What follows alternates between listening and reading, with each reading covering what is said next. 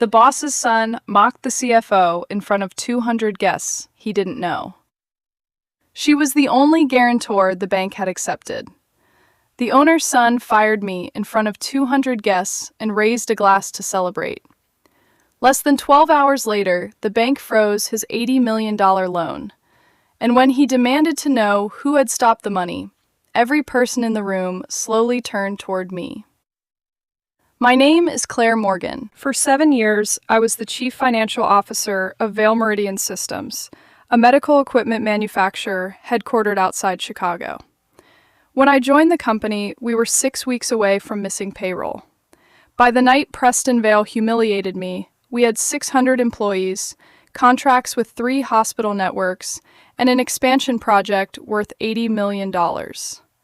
Preston was the founder's only son. He was 32, charming, educated at Wharton, and intelligent enough to understand exactly how people wanted to see him. With investors, he was ambitious. With employees, he was approachable. With his father, he was the loyal heir preparing to protect the family legacy. And whenever one of his plans failed, he became a wounded son, struggling beneath impossible expectations. People didn't just forgive Preston, they defended him. His father, Nathaniel Vail, had built the company from a rented warehouse 25 years earlier. Nathaniel was brilliant with products and customers, but he hated conflict. That weakness became Preston's greatest weapon. 6 weeks before the company's anniversary gala, Preston walked into my office and dropped a folder onto my desk. Approve it before lunch. I opened the folder. It contained an invoice for $860,000 from North Star Brand Strategy. The description was vague: strategic market positioning, executive visibility, brand architecture. There was no contract, no project schedule, and no tax documentation. Who approved the engagement? I asked. I did. You don't have authority to approve an $860,000 vendor without finance and legal review. He smiled. Then review it. I need the beneficial ownership declaration for a marketing firm for every new vendor receiving more than $250,000. Claire, this is why people hate finance. People don't hate finance. People hate being asked where the money is going. His smile disappeared. Are you accusing me of something? I'm asking for documents. My father wants the expansion launched this quarter. Your father also signed the controls policy. Preston leaned across my desk. You enjoy saying no to me. I enjoy keeping the company solvent. He straightened. Approve it. No. I expected him to argue. Instead, his expression softened. You know, Claire, I've tried very hard to work with you. I almost laughed. That sounds like the opening sentence of a performance review. It's an observation. You don't trust me. I don't trust undocumented invoices. Same thing. He picked up the folder and walked out. An hour later, Sasha Bell, our communications director, called me. Did you make Preston cancel the product launch? I paused one invoice. He told the executive team you froze the entire campaign. I did not. He also said you embarrassed him in front of the vendor. There was no vendor in my office. Sasha went quiet. Claire, you may want to check the company leadership channel. Preston had written a long message. He said finance had blocked a critical campaign without warning. He said he accepted responsibility because a good leader protected his team. He said he was deeply disappointed that certain executives cared more about control than growth. He never used my name. He didn't have to. By lunchtime, people were whispering when I entered the cafeteria. That afternoon, Nathaniel called me into his office. Preston was already sitting beside him. Nathaniel removed his glasses. Claire, I'm hearing there was a communication problem. There was a documentation problem. Preston sighed. Dad, I told you she'd say that. I looked at him. North Star hasn't provided the required ownership records. They're a respected firm. Who owns it? Preston hesitated for half a second. I don't see why that matters. Nathaniel looked between us. Can we find a compromise? Yes, I said. They provide the documents and I release the payment. Preston shook his head. The campaign starts Monday. Delaying it will cost us. Then they should have submitted the documents when they were hired. Nathaniel rubbed his forehead. Claire, release half. No. Preston stared at me as if I had slapped his father. You're refusing a direct instruction from the CEO? I'm refusing to violate a control required by our lender. That changed the atmosphere. Nathaniel lowered his voice. Is the bank involved? The bank requires enhanced review of related party transactions and payments, over $250,000. Preston laughed. This is not a related party transaction. Then the ownership declaration should prove that. Nathaniel finally nodded. Get her the paperwork. Preston stood. Of course, whatever Claire wants. At the door, he turned back. I hope you remember this moment. I did, because it was the moment he stopped trying to remove an obstacle and started trying to destroy a witness. 2 days later, Marissa Chen, our corporate controller and my closest friend at the company, came into my office carrying a board packet. Did you approve this forecast? I examined the document. The first 12 pages were mine. The final 3 were not. Someone had added a projection showing that Preston's expansion plan would generate $46 million in new revenue during the first year. My actual forecast was $28 million. Where did you get this? It was distributed to the board this morning. By whom? Preston's office. I checked the file history. My name appeared as the last editor, but the export timestamp showed the PDF had been created while I was presenting at a hospital procurement conference in St. Louis. Marissa whispered, He made it look like you approved his numbers. I forwarded the file to our secured legal archive. Don't confront him. Why not? Because if this is an accident, he'll correct it. And if it isn't, then I want to know what he does next. At the board meeting, Preston displayed the altered forecast. Claire's team has confirmed the expansion could produce $46 million in first-year revenue. I raised my hand. That is not my forecast. The room fell silent. Preston looked surprised.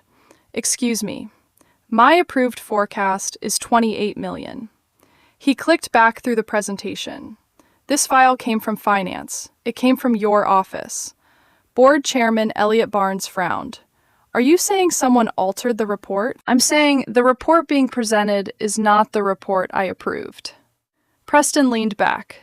This is unbelievable. What is? You sent us aggressive numbers privately, and now that the board is asking questions, you're distancing yourself? I never sent those numbers. Then why does the document list you as the author?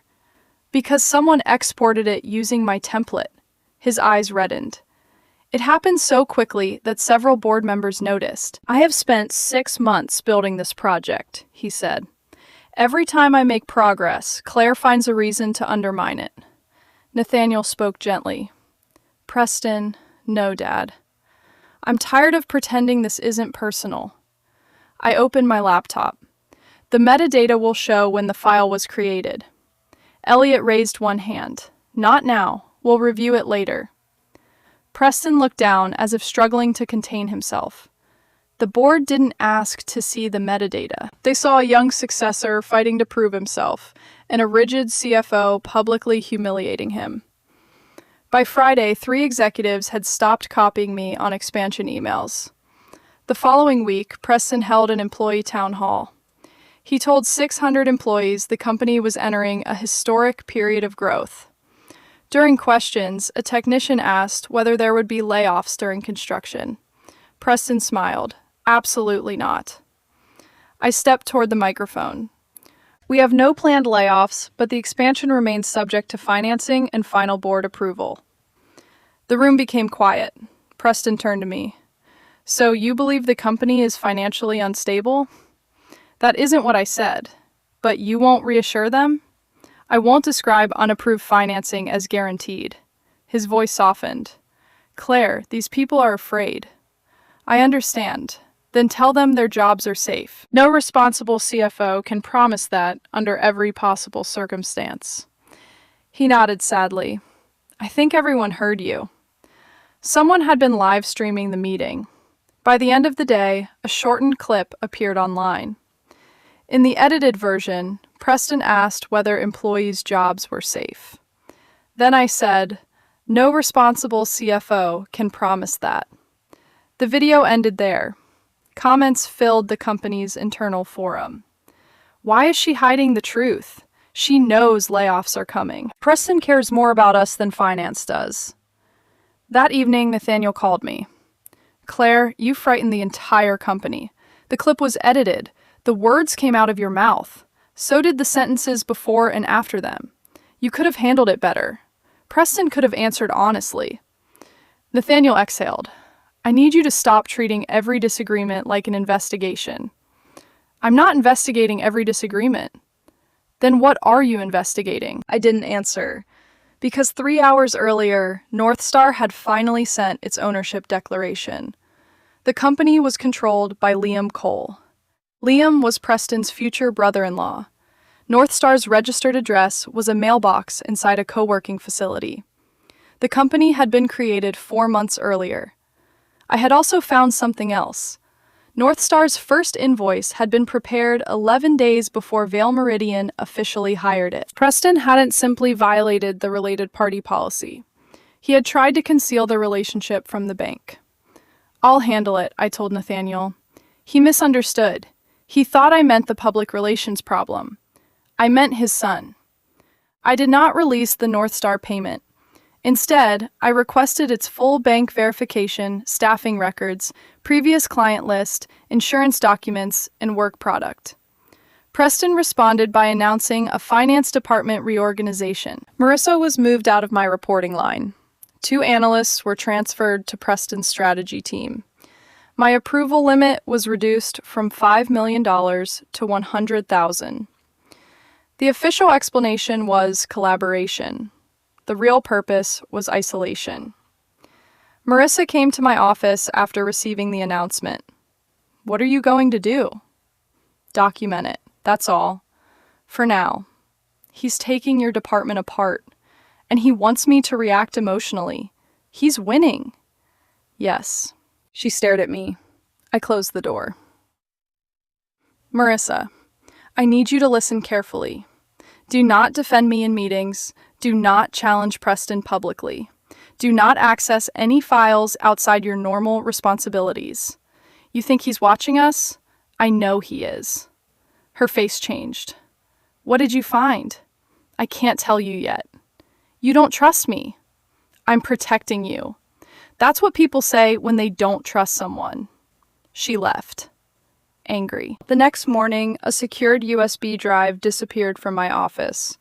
It contained lender models acquisition data and employee compensation records. Preston called an emergency executive meeting. He placed an empty evidence bag on the table. This is a potential data breach. I looked at our IT director. Who reported the drive missing? My office did, Preston answered. You entered my office. Security did. Why? Because someone reported that you were removing company files. Sasha looked shocked. Nathaniel looked exhausted. Preston continued. We found an open drawer in the inventory log showing a missing encrypted drive. I reported that drive damaged 3 months ago. The log says it was active. The central log does. My replacement request is in the IT ticketing system. Preston pushed a document toward me. Security found this in your desk. It was a printed airline itinerary to Toronto. One way. The passenger name was mine. I didn't book this. He gave me a wounded look. Claire, please don't make this worse. Nathaniel stood. Were you planning to leave the country? No. Then why is there a ticket in your desk? I don't know. Preston lowered his voice. We're not accusing you of stealing data. We just need to understand what happened. It was perfect. He planted evidence, then avoided making a direct accusation. If I became angry, I would look guilty. If I defended myself too aggressively, I would look unstable. I turned to the IT director. Was the missing drive assigned an asset number? Yes, Check the endpoint management console. Preston interrupted. The drive is offline. The files on it contain embedded access beacons. His expression shifted, only slightly. The IT director opened his laptop.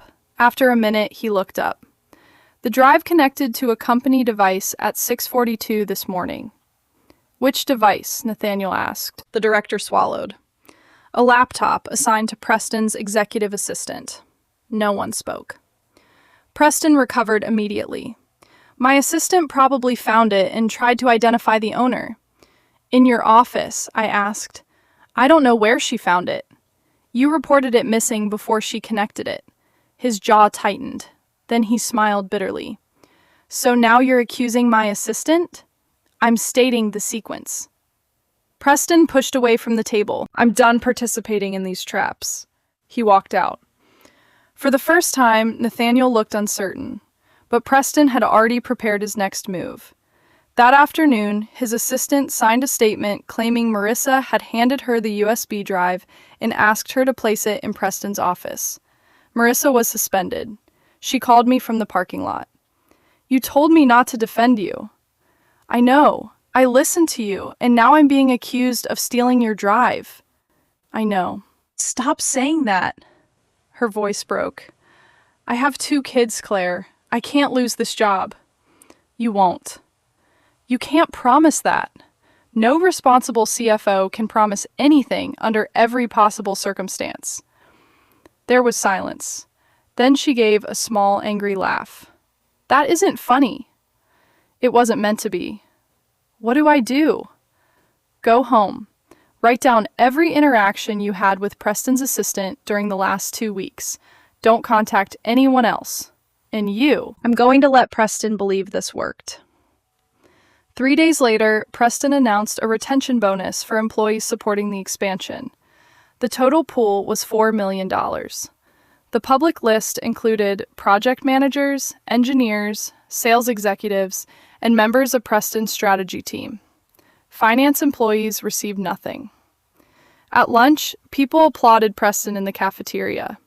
He stood at the center of the room while employees thanked him. Then one technician asked, "Where's the money coming from?" Preston pointed toward me. Claire found room in the budget. Every face turned toward me. I said I did not approve the bonus pool. The applause stopped. Preston blinked. You approved the preliminary reserve. I approved a reserve for construction delays. Same source, different purpose. He gave a sad smile. Here we go again. Several employees groaned. He had trained them to expect resistance from me. This is why good people leave, Preston said. They're tired of being told there's never enough for them. I stepped closer. Would you like me to explain where your bonus allocations came from? Please do. You removed the maintenance reserve for the sterile manufacturing line. The technician who had asked the question frowned. That reserve replaces the pressure control system. Yes. When? October. Preston waved one hand. The equipment can last another year. According to whom? Our operations team. I looked at the operations vice president. He slowly shook his head. We recommended replacement this year. The room shifted. Preston stared at him. The technician asked, So, our bonuses are coming from safety maintenance? No, Preston snapped. Claire is manipulating the accounting. I handed him the allocation sheet.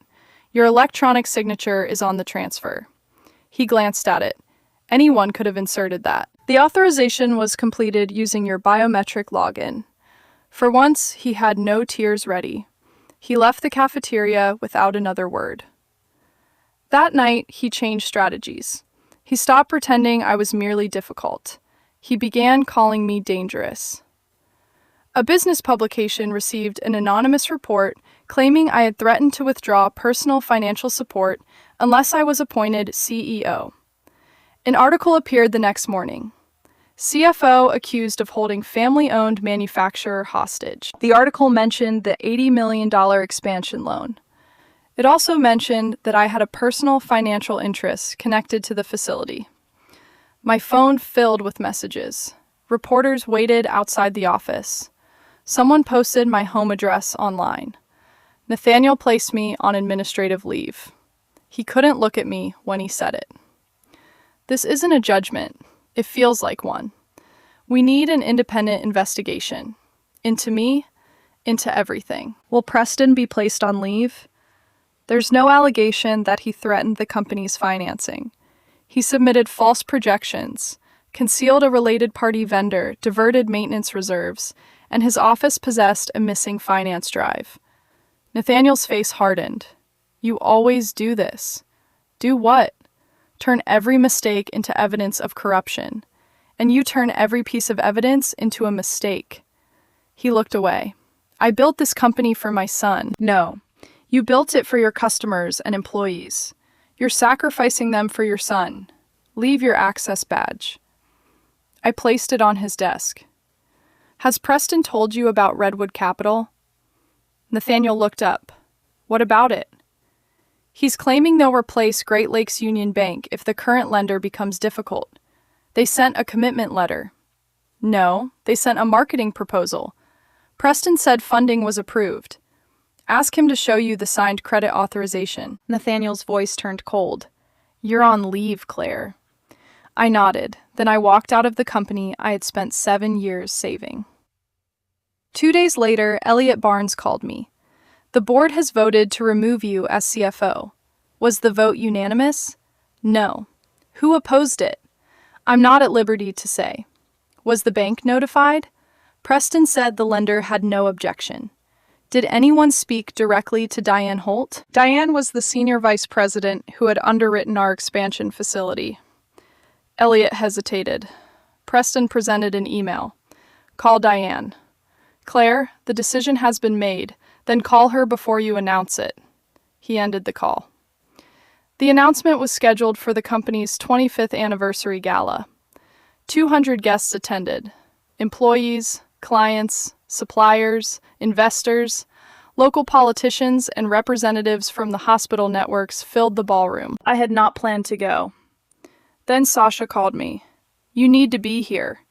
Why Preston changed the program? What did he add? You. When I arrived, security tried to stop me. Sasha met me at the entrance. You're still listed as an executive until midnight, she said loudly. The guard let us pass. On stage, Preston was describing the future of Vail Meridian. Behind him, a slide showed the new manufacturing facility. Our company was built by people who took risks, he said, not by people who hid behind spreadsheets. A few guests laughed. Then my photograph appeared on the screen. The title read, The Queen of No. More laughter. My stomach tightened, but I kept walking. Preston saw me. His smile widened. Perfect timing. He invited me onto the stage. 200 faces watched as I climbed the steps. Preston handed me a small gift box. Claire has taught us an important lesson, he said. A company cannot grow when one person believes her signature matters more than everyone else's future. I opened the box. Inside was a gold-plated calculator. The audience laughed again. Preston raised his glass. Tonight, the board accepted Claire's resignation. I didn't resign. A murmur moved through the ballroom. He smiled. Then, we accepted your refusal to support the new leadership. You mean you fired me, if that's how you prefer to describe it. He turned toward the guests. Effective immediately, Claire Morgan is no longer an officer of Vail Meridian Systems. His father sat at the front table, staring at the floor. Preston leaned closer to the microphone. And don't worry, Claire, we won't ask you to guarantee the dessert bill. The room erupted. Some people laughed because they thought it was funny. Others laughed because they didn't know what else to do. I waited until the noise faded. Are you certain my termination is effective immediately? His eyes brightened. Completely. And the board approved it? Yes. Was the lender notified? His expression barely changed. This isn't a banking seminar. It was a simple question. He stepped closer. You don't control us anymore. I never did. Then we finally agree. I placed the calculator on the podium. Congratulations, Preston. He lifted his glass. On what? Getting exactly what you asked for. I walked off the stage. At 7:12 the next morning, Diane Holt called Nathaniel Vail. At 7:19, the bank suspended every undrawn dollar of the $80 million expansion facility. At 7:31, the construction lender refused to fund the next contractor payment. At 7:46, the bond insurer placed the project under review. At 8:05, Preston called me 17 times. I answered the 18th. What did you do? I attended your gala. The bank froze the loan. I know. You called them. No. You threatened them. No. Then fix it. I'm no longer an officer of Vale Meridian. His breathing became sharp. You engineered this. I negotiated the loan agreement. What does that mean? It means you should read Section 14.3. What is Section 14.3? The key guarantor continuity provision. Silence. When the bank had reviewed Vale Meridian's expansion, Nathaniel's personal financial position was too heavily tied to the company. Preston had no significant assets and no operational track record. The bank approved the facility only after my family trust provided a limited guarantee secured by assets from the sale of my late mother's logistics company. I had not guaranteed $80 million of company debt personally, but I had guaranteed compliance with specific financial controls, related party restrictions, and fraud provisions. The agreement stated that my removal without lender approval constituted a material change. The bank had not trusted the Vail family. It had trusted the controls I enforced. You should have told me, Preston said. I did. When, every time I said the lender required documentation. You never said the loan depended on you. It didn't depend on me. It depended on the company following the agreement. You're enjoying this. No, liar. He ended the call. By 10 o'clock, the board had assembled for an emergency meeting. Preston arrived with 2 lawyers, a crisis communications consultant, and a camera crew. He began live streaming from the lobby.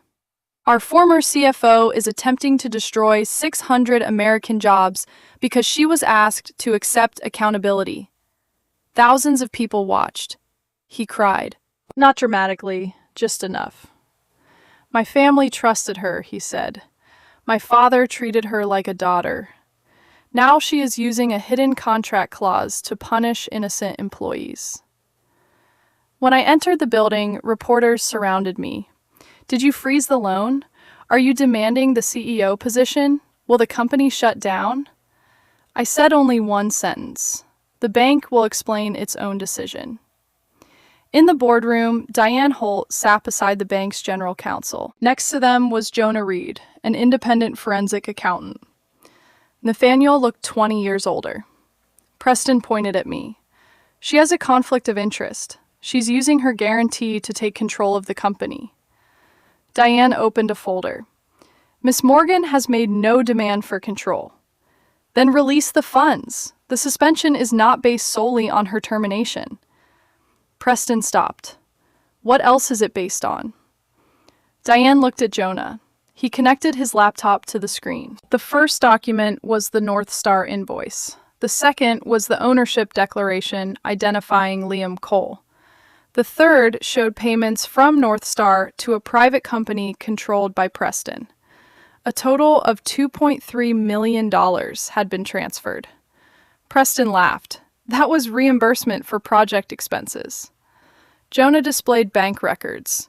The funds were used for a condominium deposit, a private aircraft membership, and payments to Redwood Capital Advisory. Preston turned to his lawyers. One of them quietly closed his notebook. Jonah continued. The Redwood commitment letter presented to the board was altered. Redwood never approved financing. That's false.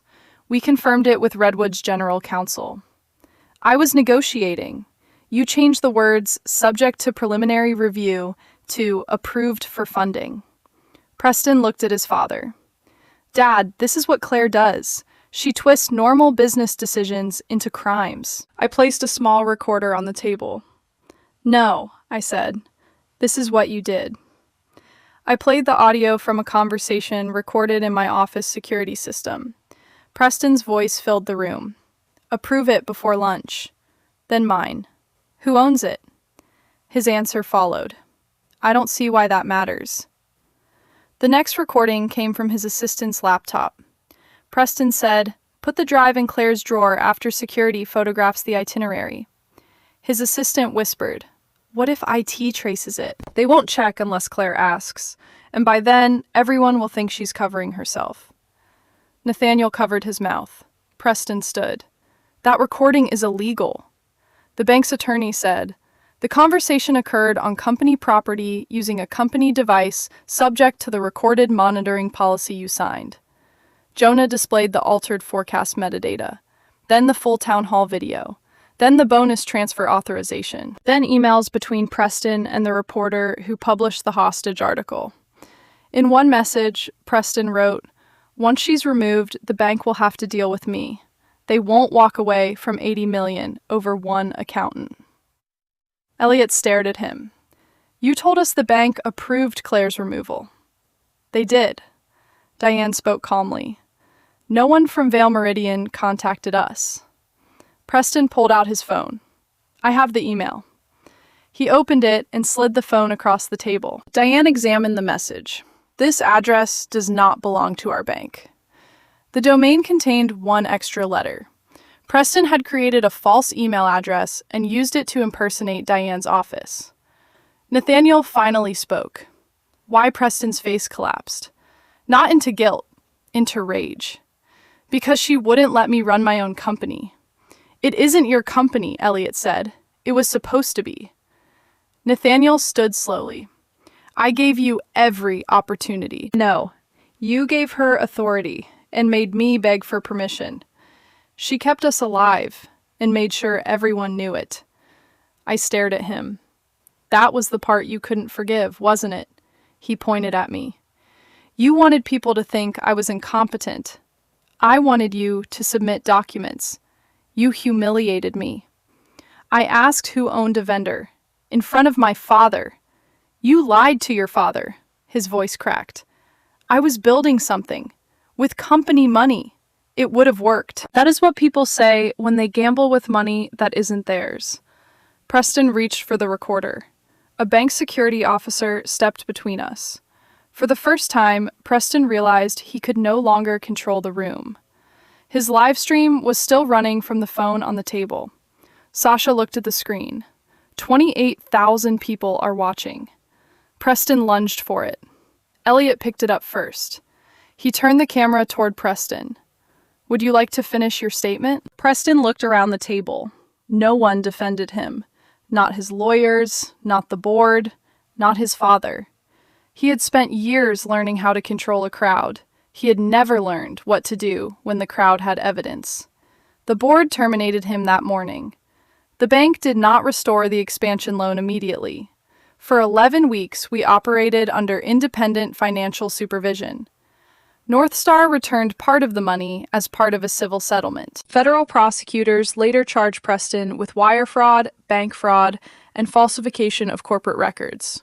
His assistant cooperated and avoided prison. Preston eventually pleaded guilty to 2 counts. Nathaniel remained CEO long enough to stabilize the company, then retired. He asked me to replace him. I refused. "You earned that chair," he told me. "No," I said. "I earned the right to choose whether I want it." Marissa was reinstated with back pay and promoted to controller. The maintenance reserve was restored. The expansion project was redesigned at $52 million instead of $80. The bank approved the smaller facility without my personal guarantee. A year later, I opened my own financial risk advisory firm. Vale Meridian became my first client. But my contract included one condition. No family member could hold an executive position without independent board approval and documented qualifications. Nathaniel signed without arguing. Sometimes people ask why I didn't expose Preston sooner. The answer is simple. One suspicious invoice could be explained. One altered report could be blamed on an assistant. One edited video could be called a misunderstanding. But when a liar believes he has already won, he stops hiding the pattern. I didn't defeat Preston by being louder than him. I defeated him by giving every lie enough time to meet the next one. Because patience is not weakness. Sometimes it is evidence waiting for the right room.